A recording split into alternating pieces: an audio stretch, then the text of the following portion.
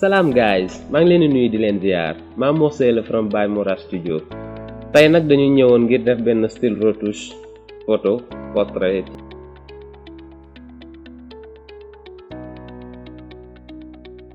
Jamono yële weesu defoon nañ ci benn mais comme ñu bëri dañ ñu ko doon laajaat moo taxoon ñu décidé defaat beneen boo xam ne mooy gën a complet. Kon n'hésitez pas ngeen partager ngeen inviter seeni amis comme ça ngeen gën a mën a dooleel chaîne bi ngir liggéey bi gën a mën a jëm ca kanam. Kon léegi après intro bi.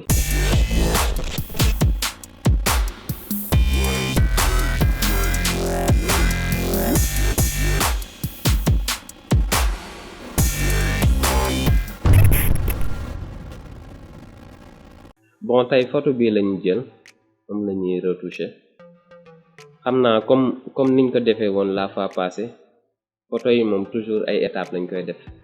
Donc première étape bi mooy nekk ñu jox couleur photo bi genre yokk contraste yi ombre yi ñu dégager ko yokk ci ay lumière ak yooyu noonu.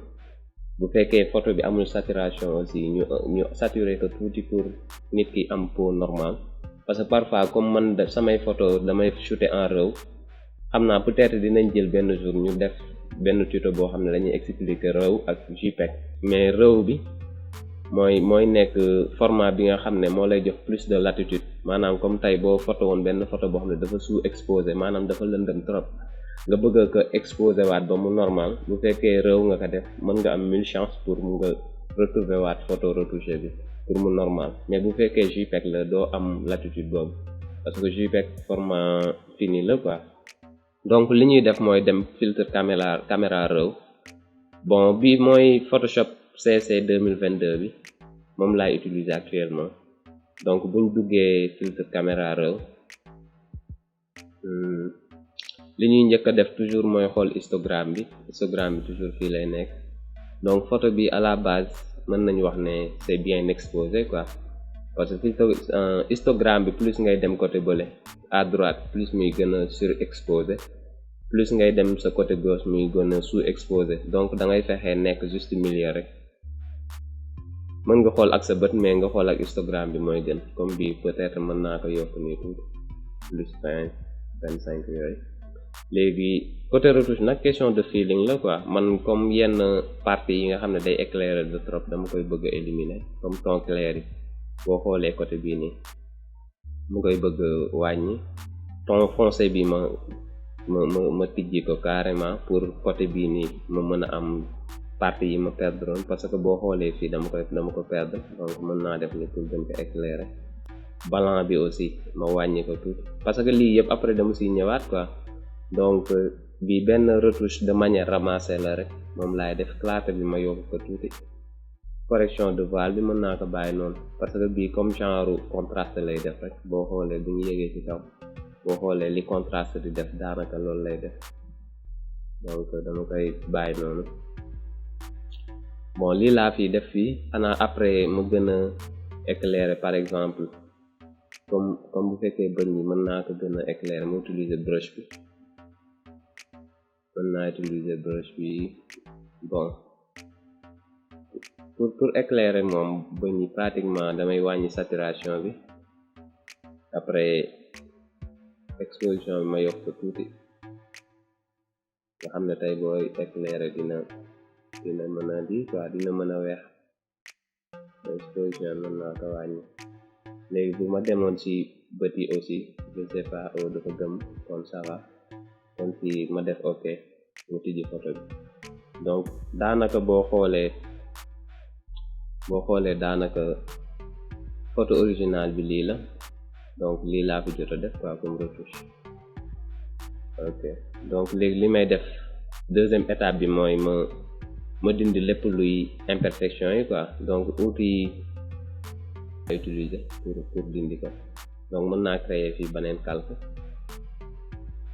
ma def fële tous les calques quoi pour utiliser pour partie bi may copier. Donc opacité bi dama koy wàññi lu ma ko def à 100% quoi mën naa ko def ay 88 yooyu. Flou bi ma bàyyi ko à 100. Mode de fusion bi ma def ko normal. Donc ma xool ma def ni ma gën a zoom tuuti léegi nga bës alt, je pense que defoon nañ ko ci tuto bële, donc nga copier benn partie di coller ci yeneen parties yi nga xam ne bëggoo lii bi nekk fa quoi, nga dindi imperfection yi. ci lii bi tamit outil pièce bi tamit dina ma dimbali, comme par exemple partie bi ma def nii, mais foog ma wàcc ci calque original bi def nii carrément pour copier foofu quoi, pour dindi mèche yi, parce que fii boo xoolee mèche yi dafa dispersé, donc mën naa def nii ma dindi ko defaat nii, parce que fii moom li ngay mën a utiliser bëri na quoi, yow da ngay xool bi nga xam ne moo gën a adéquat pour yow rek nga utiliser ko, donc c'est ça quoi. donc ni mën naa def nii ma dindi yi.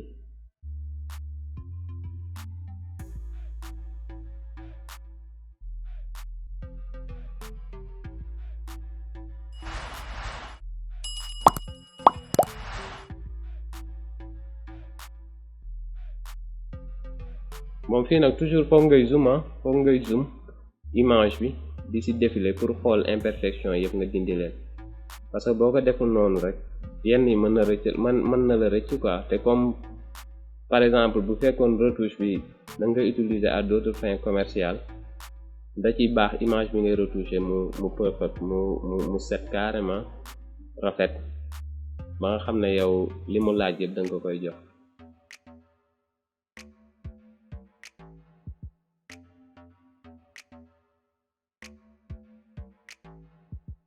su ma ko defee mën naa boole photo yi nga xool bu fekkee amul lii.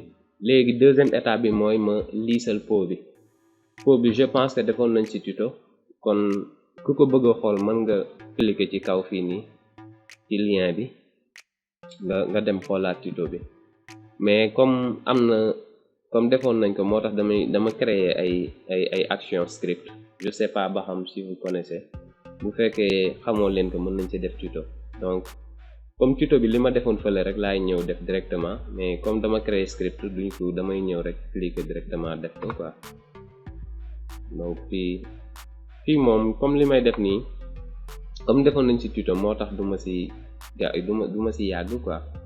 donc damay ñëw rek directement utiliser outil plume bi comme masque la ma def nii, parce que li étape bi dafa xaw guddul trop, mais comme defoon nañ ko je ne pense pas que dina jar ma si ñëwaat quoi. donc comme nii fii li ma si doon wax rek, toujours trait visage bi nañ ciy bàyyi xel, parce que d'habitude nit dina def retouche yu simple yu rafet, mais trait visage bi day lap, genre comme par exemple ma ñëw rek liisal kanam gi yëpp.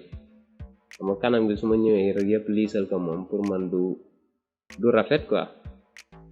donc mën nañ def nii lépp luy peau bi nga liisal ko, mais après nag nga jël sa temps lépp luy trait visage bi nga effacer ko, parce que nit ki moom même bu liisee tamit trait visage bi dafay war a des quoi.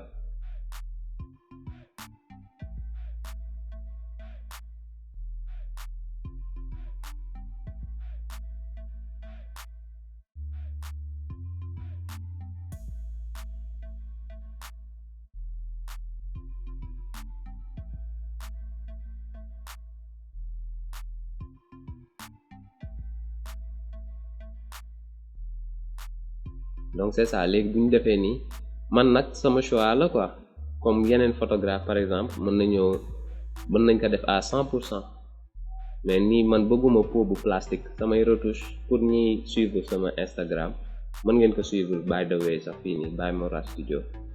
man damay bëgg a wàññi ko tuuti, parce que damay bëgg mu naturel quoi, bëgguma retouche bi di too much ba nga xam ne day plastique. damay bëgg nit ki mu garder un peu naturel bi quoi, donc dama koy wàññi tuuti. mën naa ko defee 70 yooyu noonu genre, nga xam ne dinaa ko retoucher mais pas trop. léegi kon am nañ fi partie comment dire lissage bi. léegi li ci des mooy ñu def dot gene burn comme ni ma ko expliqué woon, mooy nga jéem a gën a éclairer partie yi leeroon, gën a lëndëmal partie yi nga xam ne dafa lëndëm, mooy yu sombre yi. donc am na ay étapes am na ay processus.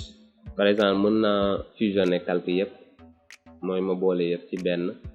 léegi soit mën naa utiliser dot gen burn parce que am na outil dot gen burn quoi, mooy outil bi densité moyen à plus. boobu man benn méthode la, mais man nag dama bëgg lu yomb, man toujours damay jéem a xool méthode bu gën a gaaw. comme aussi mën nga def nii, nga dem plage de couleur, ma sélectionné partie éclairée yi, waaw mu ngi fa sax, ma def nii xool partie yi nga xam ne moo gën a clair, ma sélectionné ko. su ma ko sélectionné nii dem courbe, léegi yokk tuuti, boo xoolee lu may gën a yokk day gën a yokk, donc tuuti rek laa ci soxla. ma demaat ci calque bi, dem sélection plage de couleur, au lieu fii may def ton clair, fii ton foncé laa koy def. léegi su ma ko defee automatiquement partie foncé rek la may sélectionné. léegi ma sélectionné man partie bi ma ci bëgg, après ma gisoo daf koy sélectionné nii. léegi ma demaat courbe, léegi fii partie foncé bi laay utiliser. boo seetloo lu may gën a wàññi day gën a lëndam. donc bi méthode dot gen burn la, boo xoolee nii dina def tuuti effet ci photo bi. mën nga ci dugg aussi comme ni ma doon lii ci style de calque yi, boo demee option de fusion fii nga jouer ci casque du dessus bi, boo wàccee ci suuf. léegi fii da ngay comme nu muy booloo, da ngay bës alt teek nga dem sa droite. léegi boo ñëwaatee ci blanc bi aussi, comme fii partie noir blanc bi la, moo tax noir bi laay utiliser. donc lii day gën a tas lumière bi quoi. comme su ma demee nag ci partie blanc, partie bu noir bi, su ma defee nii da ngay gis ne dina ci am tuuti effet. léegi ma bësaat alt, fii tamit noonu ma bës alt appuyer yóbbu mu lii. donc nii boo xoolee di nga am benn dot gen burn bu simple. boobu première lii la, mën naa ko garder nii. am na beneen tamit boo xam ne ci courbe de transfert de dégradé nga koy jaaree. je peux dire que tuto bi ci partie bi moom ci gënoon intéressé sax. donc nga dem fële fii luminosité bi, ci masque de fusion bi luminosité nga koy passé quoi.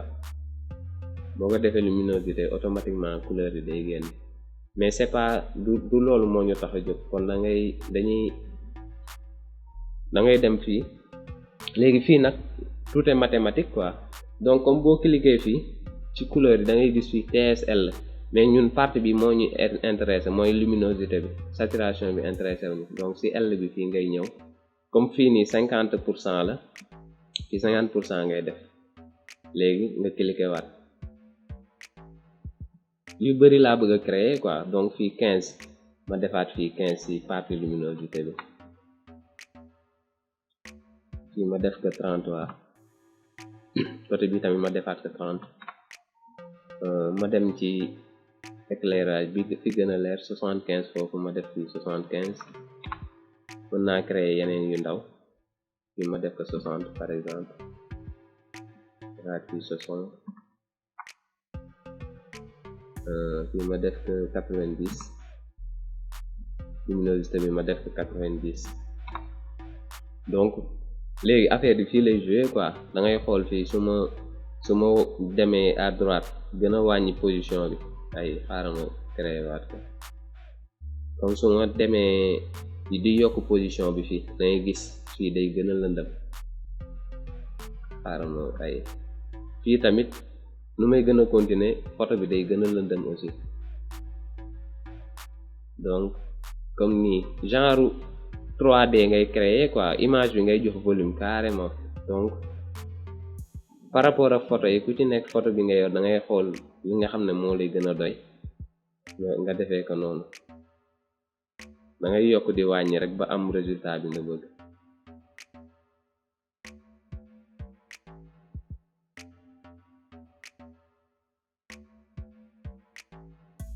mais toujours nag da ngay fexe affaire yi fluide, parce que genre boo ko yokkee de trop, tey image bi mën na flat quoi. comme tey fii bu fekkee da nga yokk ni de trop, image bi day flat. donc toujours da ngay fexe mu am benn transition boo xam ne day fluide, day rafet comme nii.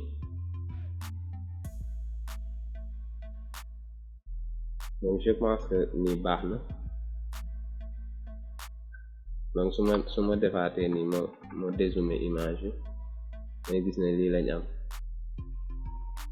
fii mooy premier bi ñu defoon. tey su ma utiliser bii kese lii la ñu am. léegi mën naa dindi mooy plage de couleur bi ma leen doon wan sànq d'origine doon boobu mën naa ko dindi ma utiliser bii rek. comme bii bu la neexee nga créer baneen bu la couleur yi intéressé wul tamit mën nga ko dindi. comme par exemple mën naa dindi yëpp bàyyi bii kese 25.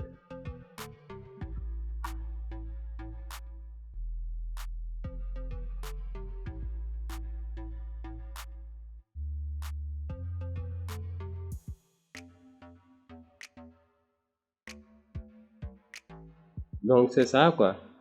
comme par exemple bii ma def nii comme c'est too much mën naa ko wàññi par exemple ba nii luminosité bi ma basé ko ci lumière tamisée mu tamiser ko quoi nga xam ne instant bi image bi mu ngi am couleur. donc ñun actuellement dañ doon corriger ombre yi ak lumière bi rek, haute lumière yi ak ombre yi quoi je veux dire. donc léegi li ñuy def nag mooy ñu corriger couleur yi, ñu ajouter ci def ko benn teint quoi, mooy color grading bi. donc fii tamit am na étape yu bari. man par exemple j'aime bien utiliser ay courbes wala ma utiliser balance des couleurs bi wala correspondance de couleur, parce que bii boo ci duggee ci lutte yi fii nii lookup table la, mooy comme genre ay retouches prédéfinies yuñ créé ba pare. boo xoolee ni su may avancer da ngay gis ne am na ay style retouche yu bari yuñ fi créé. donc yii mën nga ko utiliser comme mën nga tamit créer sa ay propre lutte. donc comme par exemple mën naa def nii ma xool benn boo xam ne intéressé na ma, comme bii par exemple mën na ma intéressé ba basé ko ci lumière tamisée, mais toujours opacité bi dama koy wàññi quoi. dañuy fusionner calque yëpp. je pense que ngay def contrôle alt shift E pour mën a fusionner lépp quoi. kon ñu dem filtre caméra raw.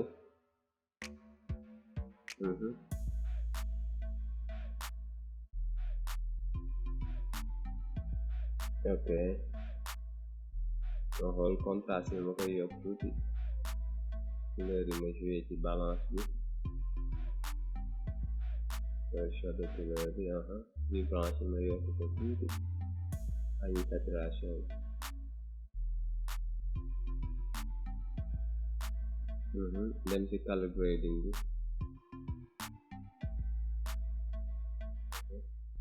en foncé bi ma bañ ko saturé carrément.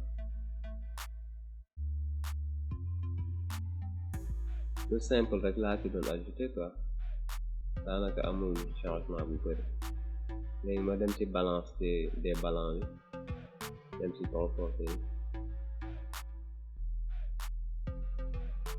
donc je suis nii laa koy def, je suis ton clair yi.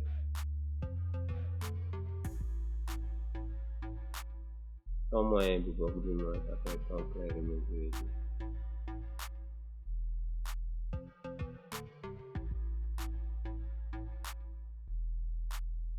ma basé mode de fusion ci lumière tamisée, wàññi ko tuuti ma créer même effet bi ma ci soxla. su ma paree nag comme actuellement pare naa, léegi damay jox image bi détail comme ni ma defoon sànq laa defaat fusionné waat calque yi, léegi joxaat image bi mu amaat ay détails quoi. donc pour ce faire damay dem divers, passe au, après ma wàññi ko ba am détail image bi. mën naa zoom ba keroog may commencer am détail yi, voilà comme ni dina baax. xam naa rayon 1 bi dina baax. te ma basé ci lumière tamisée, ci incrustation du moins. tey bu ma zoomé par exemple ma def nii, di nga gis ne am na tuuti détail. donc je pense que bii la.